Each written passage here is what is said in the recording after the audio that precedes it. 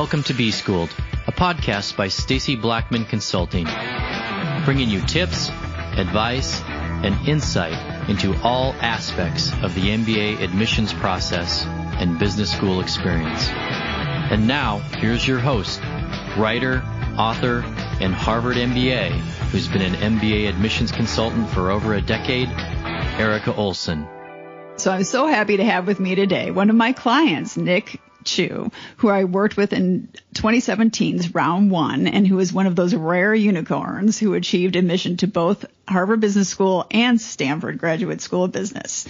Nick is also second in a long line of military applicant referrals that I've been working with since 2016. He's now wrapping up his second year at HBS under what's obviously very trying circumstances that nobody could have foreseen. Nick, thank you so much for doing this. We're going to dedicate some time at the end of our chat to talk about HBS's response to COVID-19. We'll do that at the end. But just to kick things off, how are you doing and where exactly are you right now?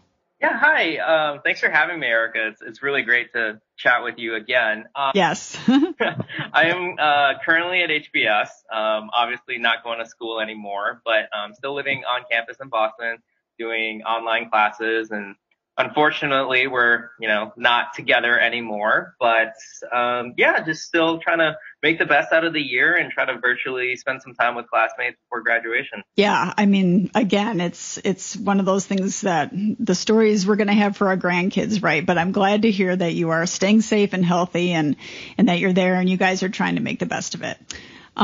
So first, as I'm sure you remember from this process, everybody's always pretty obsessed with stats, even though I'm a firm believer in the fact that having solid stats is by no means a guarantee of success, because everybody pretty much applying to these schools already deserves to be at a top program based on their career and academic performance.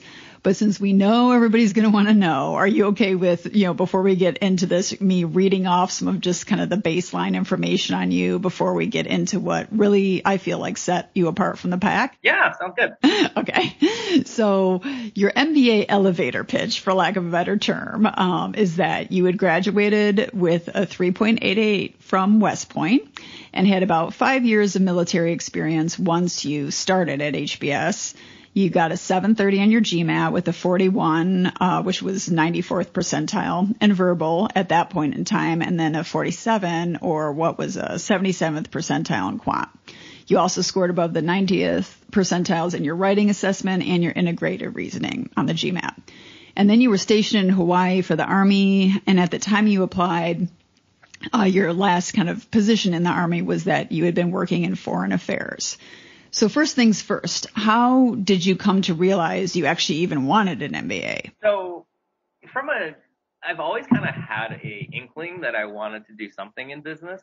I remember as a young kid, I started my own eBay business, and I just loved and was fascinated by, the idea of running an enterprise. So that was as a young kid. But then growing up, I decided that I wanted to join the military for personal reasons. I thought I wanted to serve my country and kind of give back a little bit. And I kind of went into the military open-ended, thinking I was going to, serve, kind of take the leadership lessons, and I really enjoyed it. But after about 3-4 years, I was like, okay, so I've really done basically all the things that I've wanted to do in the military. It was a fantastic experience. Worked with some wonderful people. But I thought it was time to pursue that second passion, that second career, which was business, which I've always wanted to do. So I just made the decision 3 or 4 years in that it's time to, end this chapter while it's still going well and move on to the next thing. And, as I mentioned earlier, you were actually referred by one of my 2016 clients who had also been in the military, and he had also ended up at HBS. But at the beginning of the process, I made you do a bunch of introspection and then brainstorm outlines for your Stanford essays, which is what we started with first. And just as a side note to readers, usually when a client is applying to a list of schools and they have Stanford in the mix, I always have them start there because that is the program that requires the most effort. And Nick, it's actually even more effort now than when you applied. When you applied, there was a mini essay that was in like the data form, or what we call the application itself, about how something from your background influenced how you were able to contribute at work. And then they had their two main essays, what matters most to you and why, and then the shorter one asking why Stanford. Now they've actually added 3 more essays to the mix, which give the applicant the chance to detail out 3 accomplishments where they feel they made an impact. Those essays are optionals, but I always have my clients write them, because it's like, why wouldn't you want to take the opportunity to have the AdCom get to know you better? But anyway, I just wanted to make sure readers understood that at the time you applied, there was just those 3 essays. There weren't the 3 other optional ones. And right before we started talking, I had looked back on those drafts you did, the first drafts that you did. And I have to say that, all of the kind of upfront introspection that you did and that we worked through together, I feel like it really paid off, because while we ended up kind of redoing your outline for what matters most fairly significantly, the main themes of the mini essay and the Why Stanford essay, where you also normally should cover your future career goals, were really there from the start.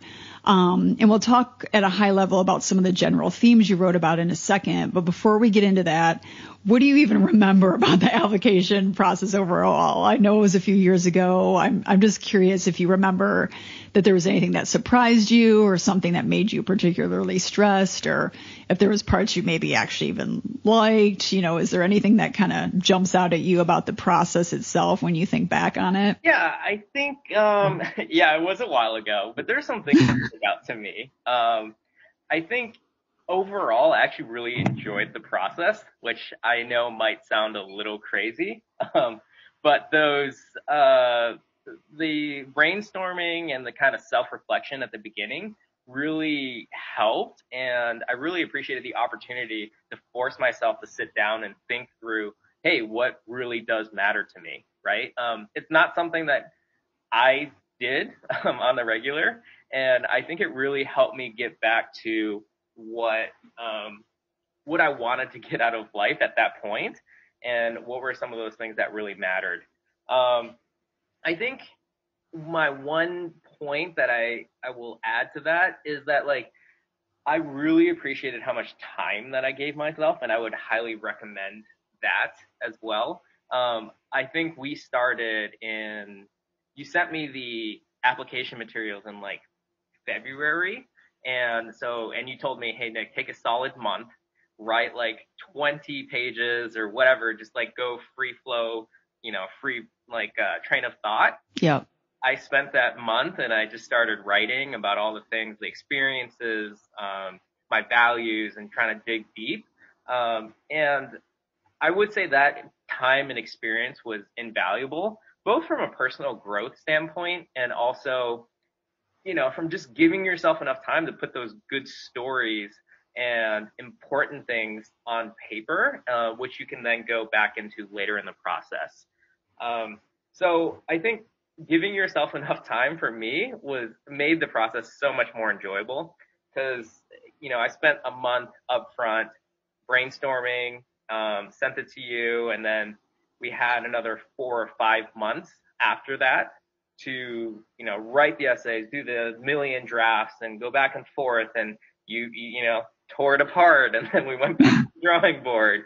But I think just not being stressed about it, because knowing that you have a lot of time, was really helpful for me and made it much more enjoyable. Yeah, and it's funny you bring up something that I actually will be talking about in another episode, which is giving yourself enough time. I'd actually also mentioned on another episode that this year, especially with the COVID-19 situation, we've seen kind of a bump in people applying, signing up with us early. And I already have a few clients for round 1 who started, again, like you had in February. You were actually very rare. Like the fact that you had started so early for, when applications usually aren't out until like July or something, was rare. But we're seeing that happen more and more now. And I think that either people are understanding understanding that they do need that time for introspection, or, with